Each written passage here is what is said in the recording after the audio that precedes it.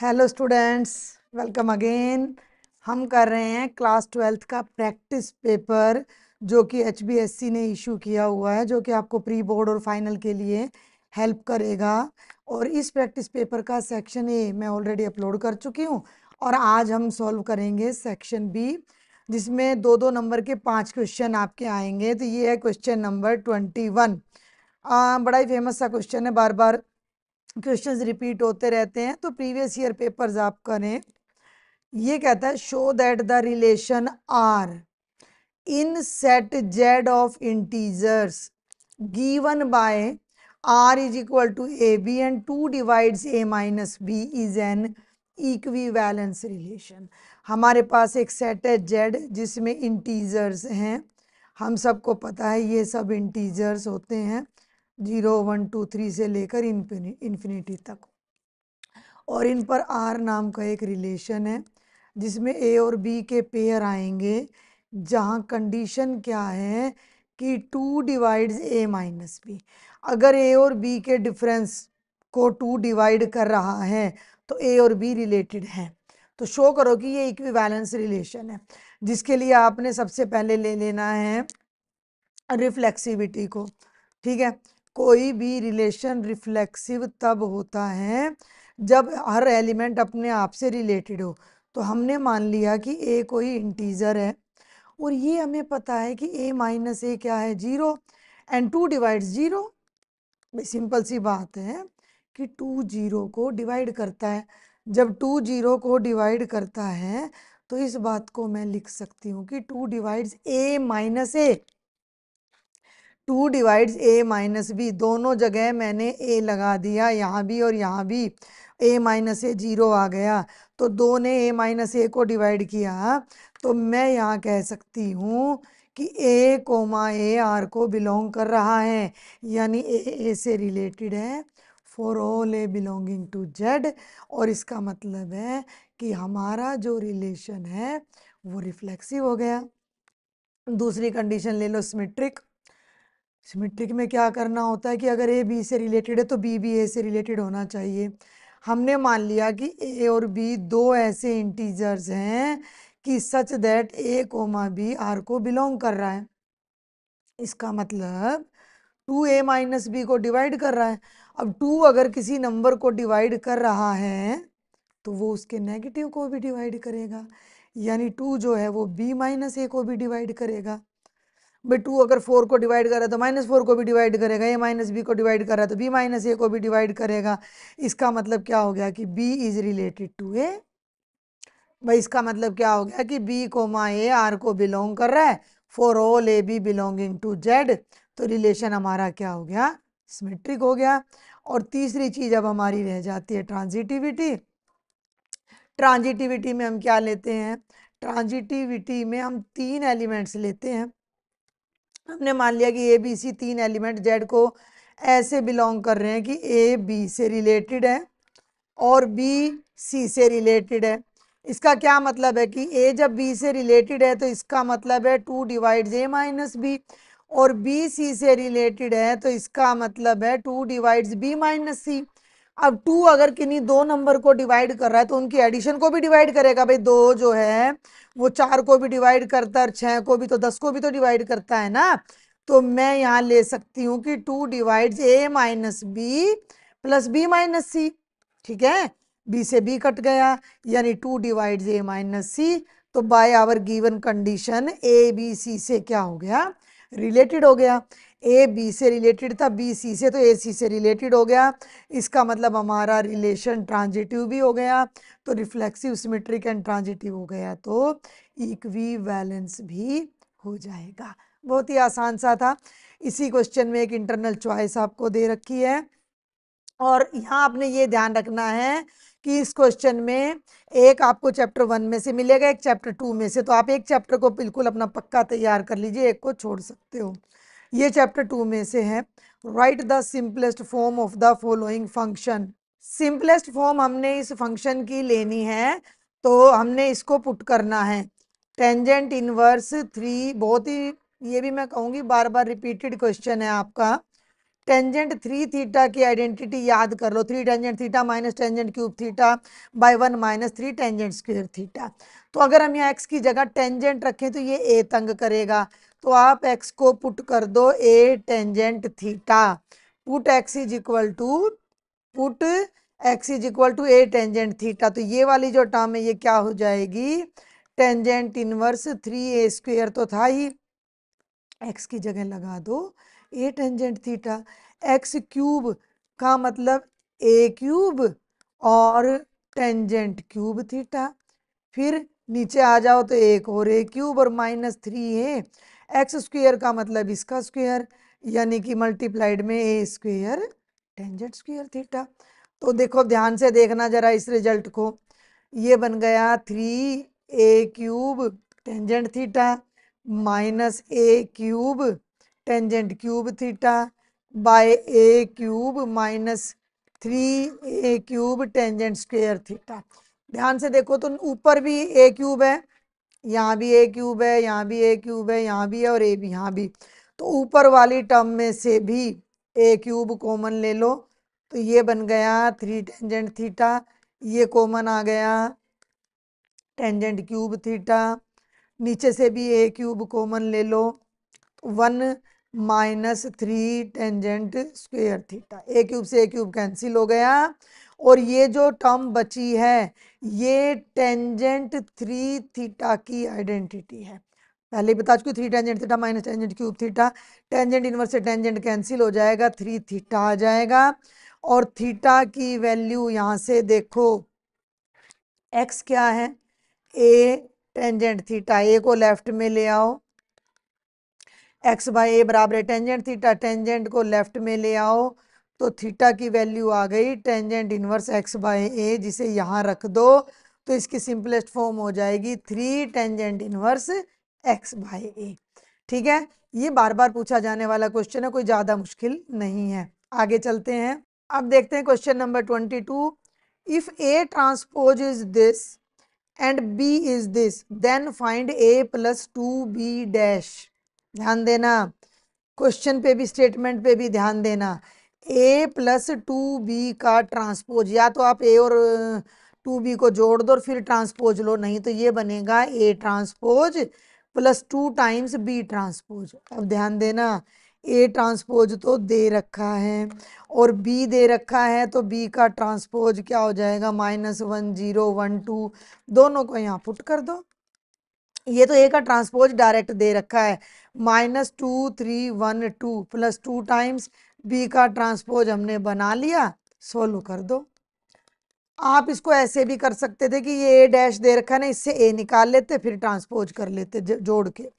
2 को अंदर ले जाओ, 2 1 जा 2 2 1 जा 2 0 2 2 जा 4, आपस में ऐड करो -2 plus -2।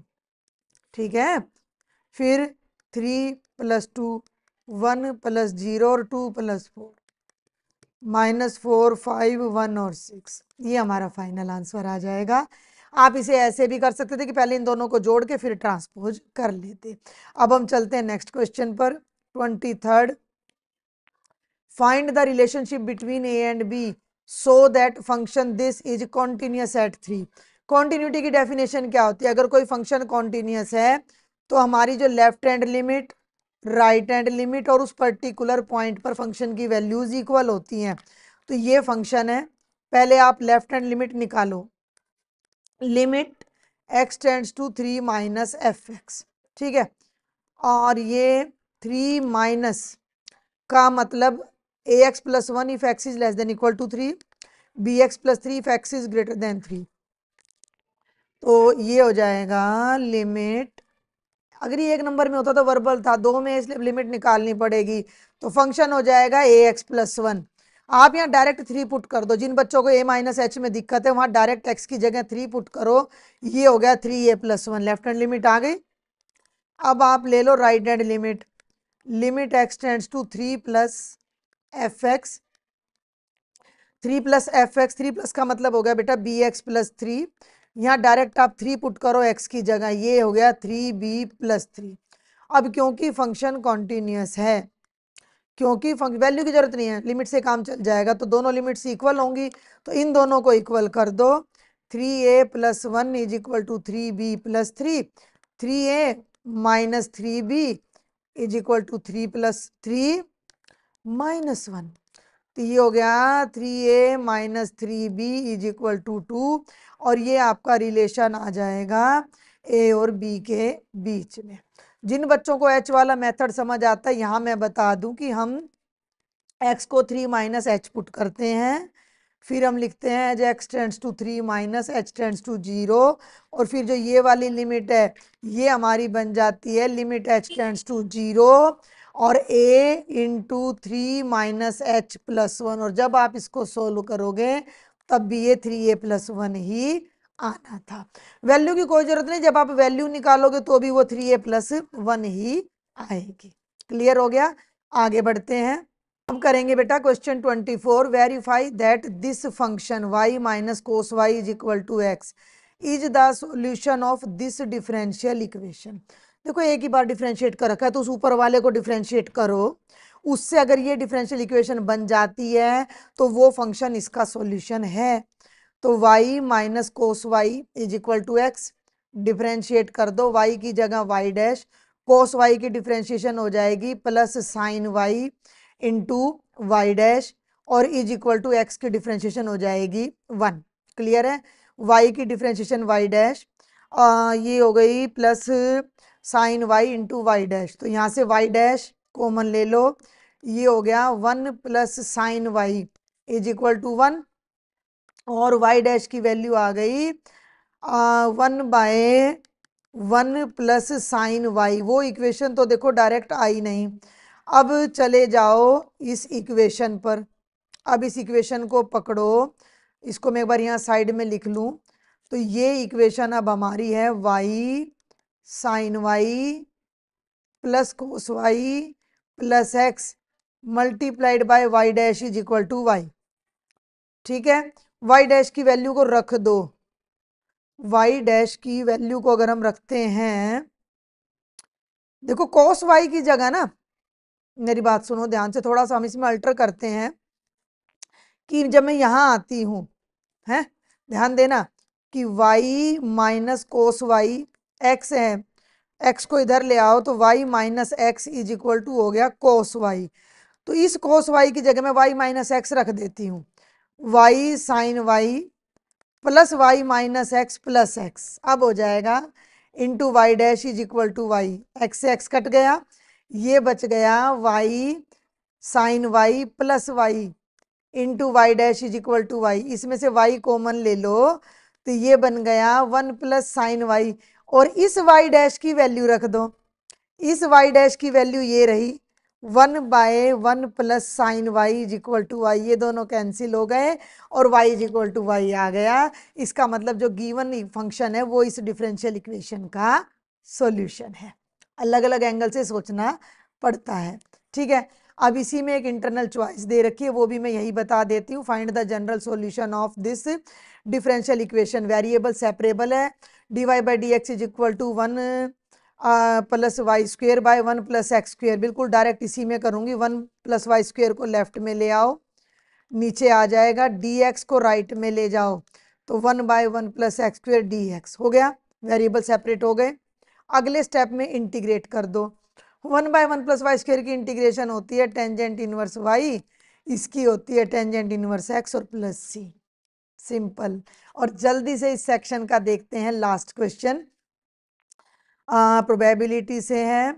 Mother father and son line up at random, 3 जने हैं, मम्मी पापा और बेटा, for a family picture where E माने son on one end, F माने father in the middle, find E by F. देखो पहले तो ई के केस बना लो, सन ऑन वन एंड यानी एक तरफ बेटा खड़ा है, बेटा आगे है, मम्मी पापा पीछे हैं, बेटा आगे है, पापा मम्मी, और या फिर मम्मी पापा बेटा और पापा मम्मी बेटा, 4 केस बनेंगे, ई के फेवर में 4 केस आएंगे।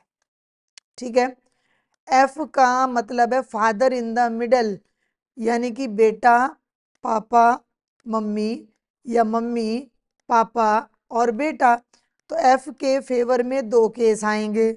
ध्यान से सुनना मेरी बात, दोनों की कर लो इंटरसेक्शन, दोनों की इंटरसेक्शन में कुछ मिल रहा है क्या? दोनों की इंटरसेक्शन में हम देखेंगे एस एफ एम और एम एफ एस, यानी दो एलिमेंट्स मिल रहे हैं, तो इसके अंदर भी दो एलिमेंट्स आ गए। अब हमें चाहिए इसकी प्रोबेबिलिटी, किसकी? ई बाय एफ की।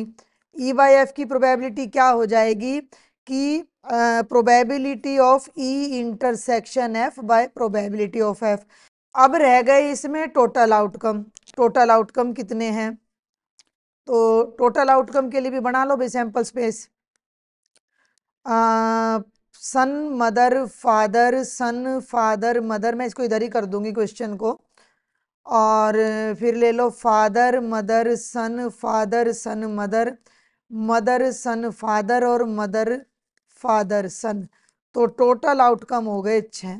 अब इनकी पहले तो हमें निकालनी है ई इंटरसेक्शन एफ, तो वो हो जाएगा number of E intersection F by number of S, तो ये हो जाएगा 2/6 यानी 1/3। और डिनोमिनेटर में क्या आ रहा है ये देख लो, एफ की प्रोबेबिलिटी, तो एफ की प्रोबेबिलिटी हो जाएगी number of F by number of S.